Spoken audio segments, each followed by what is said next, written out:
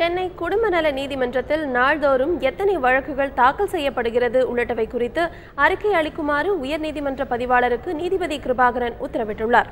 ஈரோடு மாவட்டம் பெருந்துறை நீதிமன்றத்தில் நடைபெற்று வரும் விவாகரத்து வழக்கை சென்னை குடும்ப நல நீதிமன்றத்திற்கு மாற்றக் கோரி உமா மகேஸ்வரி என்பவர் வழக்கு தொடர்ந்திருந்தார்.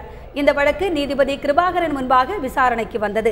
வழக்கை விசாரித்த நீதிபதி இந்த வழக்கில் சென்னை உயர்நீதிமன்ற பதிவாளர், சட்டத்துறை செயலாளர் ஆகியோரை நீதிமன்றம் தாமாக முன்வந்து பிரதிவாதிகளாக சேர்த்துக் கொண்டு சென்னை குடும்ப நல நீதிமன்றத்தில் நாள்தோறும் எத்தனை வழக்குகள் தாக்கல் செய்யப்படுகிறது, விவாகரத்து வழக்குகள் எத்தனை நாட்களுக்குள் முடித்து வைக்கப்படுகிறது என்பது உள்ளிட்ட 7 கேள்விகளை எழுப்பியது. இதுகுறித்து அறிக்கை அளிக்குமாறு நீதிபதிகள் உத்தரவிட்டனர். இந்த வழக்கின் விசாரணை தொடர்ந்து இன்றும் நடைபெறுகிறது.